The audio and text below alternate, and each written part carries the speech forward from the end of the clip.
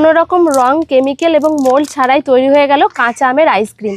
কোনো মোল্ডের দরকার নেই, আইসক্রিমের কাঠিও বাজার থেকে কিনে আনতে হবে না। আইসক্রিমগুলো কতটা সুন্দরভাবে জমেছে দেখুন, খুব সুন্দর স্বাদ হয়েছে। নমস্কার বন্ধুরা, পিওর রান্নাঘরে আপনাদের সকলকে আরও একটা নতুন রেসিপি দেখার জন্য স্বাগত জানাই। আজকের ভিডিওতে আমি বানিয়ে দেখাবো কাঁচা আমের আইসক্রিম। গরমকাল মানেই আমরা সকলেই কিন্তু আইসক্রিম খেতে পছন্দ করি। আজকের এই কাঁচা আমের আইসক্রিমটা খুব সহজভাবে, কম খরচ এবং কম উপকরণে, কোনো রকম মোল্ড ছাড়াই বানিয়ে নেওয়া যায়। তো চলুন রান্নাঘরে গিয়ে আজকের রেসিপিটা শুরু করি। আশা করছি আজকের ভিডিওটা আপনাদের সকলের ভালো লাগবে, তাই পুরো ভিডিওটা অবশ্যই শেষ পর্যন্ত দেখতে থাকুন। আর আমার চ্যানেলে যদি নতুন বন্ধু হয়ে থাকেন তাহলে অবশ্যই আমাদের চ্যানেলটিকে সাবস্ক্রাইব করে এবং আমাদের ফেসবুক পেজটিকে ফলো করে আমাদের পাশে থাকবেন। আজকের এই কাঁচা আমের আইসক্রিম তৈরি করার জন্য আমি এখানে একটা বড় সাইজের কাঁচা আম নিয়ে নিয়েছি। আমটা যেহেতু একটু বড় সাইজ তাই আমি একটাই নিয়েছি, আপনারা কিন্তু দুটোও নিয়ে নিতে পারেন।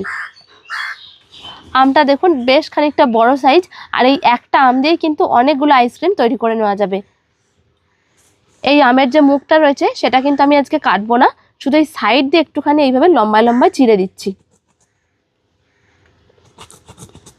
আমের খোসাও ছাড়াচ্ছি না, চাইলে কিন্তু আপনারা আমের খোসা ছাড়িয়ে ছোট ছোট করে কেটে নিয়েও করতে পারেন।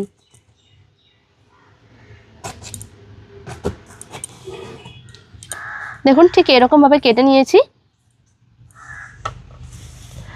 আমি একটা কড়াইয়ে একটু জল বসিয়ে দিয়েছি।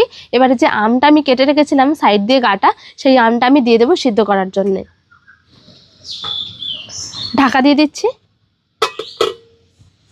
আমটাকে এইভাবে ঢাকা দিয়ে 5 থেকে 7 মিনিট মতো সিদ্ধ করে নেব। এই সময়ের মধ্যেই কিন্তু খুব ভালোভাবে সিদ্ধ হয়ে যাবে। আর আমি যেহেতু অল্প পরিমাণে আইসক্রিম বানাচ্ছি তার জন্য কিন্তু আমি এখানে একটা আম নিয়েছি। মানে আমি যে সাইজের আমটা নিয়েছি এই আমেতে 8 থেকে 10 গ্লাস মতন খুব ভালোভাবে আইসক্রিম বানানো যাবে। আপনারা যদি পরিমাণ আরও বাড়াতে চান সেক্ষেত্রে কিন্তু আমের পরিমাণটা আরেকটু বাড়িয়ে নেবেন।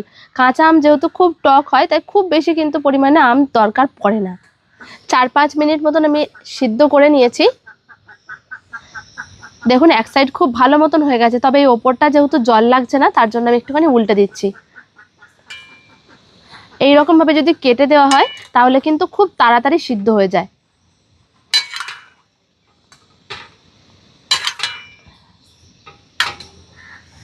আবারও ঢেকে দিচ্ছি।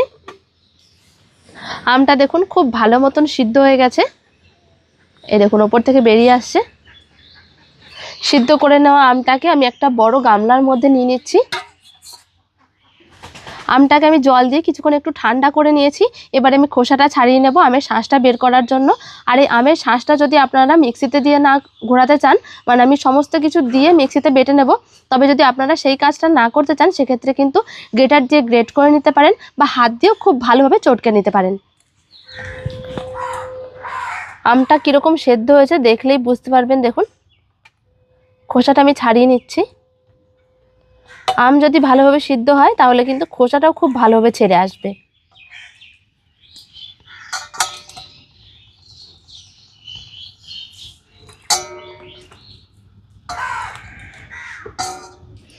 আমের খোসাটা আমি খুব ভালো করে ছাড়িয়ে নিয়েছি।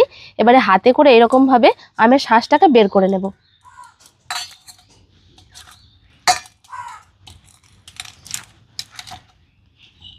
এইরকমভাবে হালকা চাপ দিলেই দেখবেন শাঁসটা খুব সুন্দরভাবে বেরিয়ে আসছে। আমের শাঁসটা আমি খুব ভালো করে বের করে নিয়েছি যতটা বেরিয়েছে।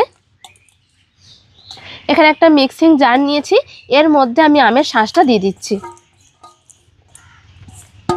আমটা যেহেতু বড় তাই শাঁসটাও অনেকটাই হয়েছে। এরই সাথে দিয়ে দিচ্ছি আমি চিনি। চিনিটা কিন্তু আন্দাজ মতন দিতে হবে, যেমন আম টক হবে সেই রকমভাবে, বা যেমন মিষ্টি আপনারা খেতে পছন্দ করবেন। এর সাথে আমি কিছুটা পুদিনা পাতা নিয়েছি, যদি হাতের কাছে থাকে তাহলে দিয়ে দিতে পারেন। এতে করে আইসক্রিমের কালার যেমন সুন্দর হয় তেমনই খেতেও খুবই ভালো লাগে। শুধুমাত্র পাতাগুলো আমি কেটে কেটে দিয়ে দিচ্ছি। পুদিনা পাতার যেরকম স্বাদ আছে সেরকমই স্বাস্থ্যের জন্য খুবই ভালো।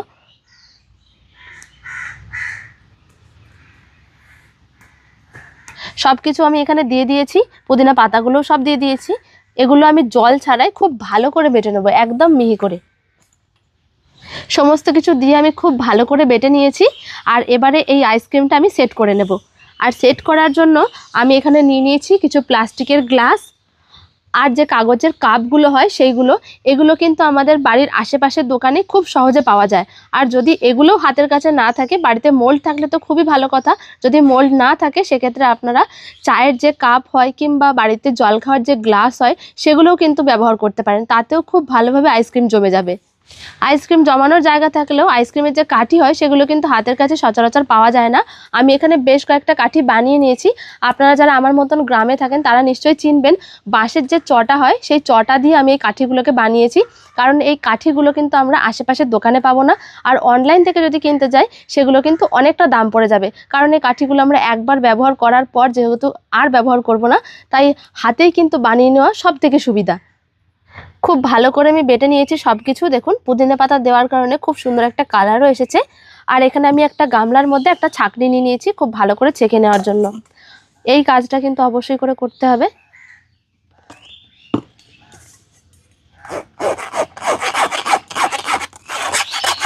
অনেক সময় দেখা যায় যে বেটে নেওয়ার পরেও গোটা গোটা ভাব থেকে যায়। এই দেখুন, এই যে গোটা গোটা অংশগুলো রয়েছে এগুলো কিন্তু খেতে একদমই ভালো লাগতো না।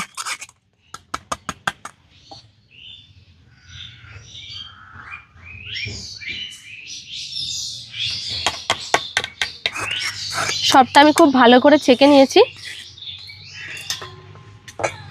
জল ছাড়াই খুব সুন্দরভাবে বাটা হয়ে গেছে দেখুন। এবার আমি পরিমাণ মতন জল দিয়ে দেব। একটা আম দিয়ে আমি আইসক্রিম তৈরি করছি, তারপরেও দেখা যাবে যে এর থেকে অনেকগুলো আইসক্রিম তৈরি করা যায়।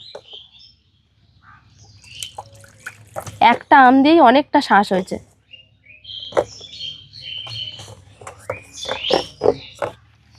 পরিমাণ মতন জল দিয়ে আমি গুলে নিয়েছি। দেখুন খুব সুন্দরভাবে গুলে নিয়েছি, একদম পাতলা হয়ে গেছে। এর থেকে খুব বেশি পাতলা করার দরকার নেই, তাহলে টেস্টটা ভালো আসবে না। চিনিটা এই পর্যায়ে দেখে নিতে হবে কম বেশি কতটা কি আছে। যদি মিষ্টি আরও লাগে সেক্ষেত্রে দিয়ে দিতে পারেন।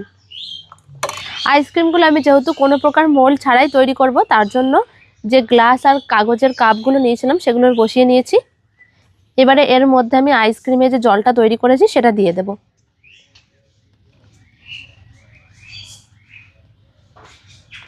একদম ভর্তি করে করে দেব না।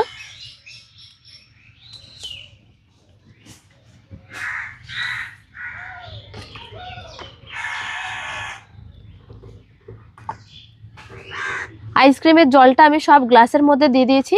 আর এখানে নিয়ে নিয়েছি একটা প্লাস্টিক, 4 টুকরো করে কেটে নিয়েছি। গ্লাসের মুখে ঠিক এরকমভাবে বসিয়ে দিতে হবে সমান করে। আর এরকম একটা গার্ডার নিয়ে নিয়েছি, গার্ডার দিয়ে খুব ভালো করে মুখটা এইভাবে আটকে দেব। মুখের দিকটা একটু শক্ত করে আটকে দিতে হবে। আইসক্রিমের যে কাঠিগুলো আমি বানিয়েছিলাম দেখুন ঠিক এরকম হয়েছে। কিনে আনার কোনো দরকার নেই। একটা কাঠি আমি এখান থেকে নিয়ে নিলাম। এবারে কাঠিটা ঠিক এই মাঝখান বরাবর ফুটো করে এইভাবে দিয়ে দিতে হবে। যেরকম গ্লাসের মাপ ঠিক সেই অনুযায়ী আমি কাঠিগুলো কেটেছি। আপনারাও কিন্তু ছোট বড় যেরকম গ্লাস নেবেন বা যাতে জমাবেন সেই অনুযায়ী কাঠিগুলোকে বানিয়ে নিতে হবে। আমি এখানে একটা গ্লাসের মুখে প্লাস্টিক দিয়ে আটকে দিয়ে আমি কাঠিটা দিয়ে দিয়েছি। আপনারা কিন্তু চাইলে এরকমভাবে সবগুলোকে করে নিতে পারেন। তবে এরকমভাবে যদি না করতে চান, এত খাটনি না করে 2-3 ঘন্টা মতন ফ্রিজে রেখে দিলে যখন একটুখানি জমে যাবে তখন কাঠিগুলো বসিয়ে দিলেই হবে। আমি বাকি যে গ্লাসগুলো রয়েছে সেই গ্লাসগুলোতে একই রকমভাবে 2 ঘন্টা পরে কাঠিগুলোকে দিয়ে দেবো। এইরকমভাবে ফ্রিজে আমি রেখে দেবো 7-8 ঘন্টার জন্য। 7-8 ঘন্টার পর যখন আইসক্রিমগুলো ভালোভাবে জমে যাবে তারপর আপনাদের দেখাচ্ছি।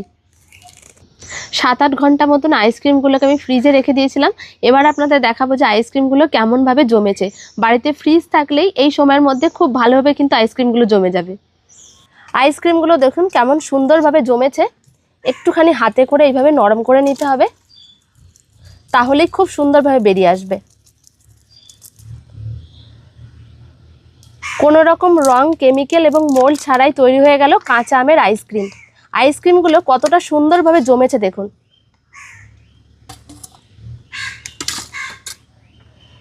কোনো মোল্ডের দরকার নেই, আইসক্রিমের কাঠিও বাজার থেকে কিনে আনতে হবে না।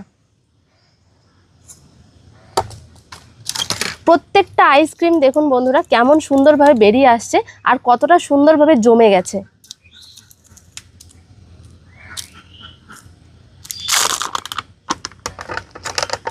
দেখুন দেখে কেউ বলবেই না যেটা বাড়িতে বানানো, একদম দোকানের মতন লাগছে দেখতে।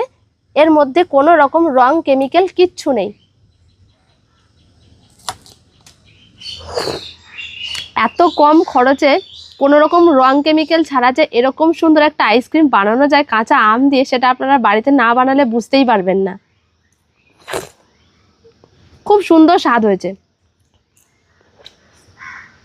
তো বন্ধুরা, কাঁচা আমের আইসক্রিম বানানো যে কতটা সহজ সেটা তো আপনারা দেখলেনই।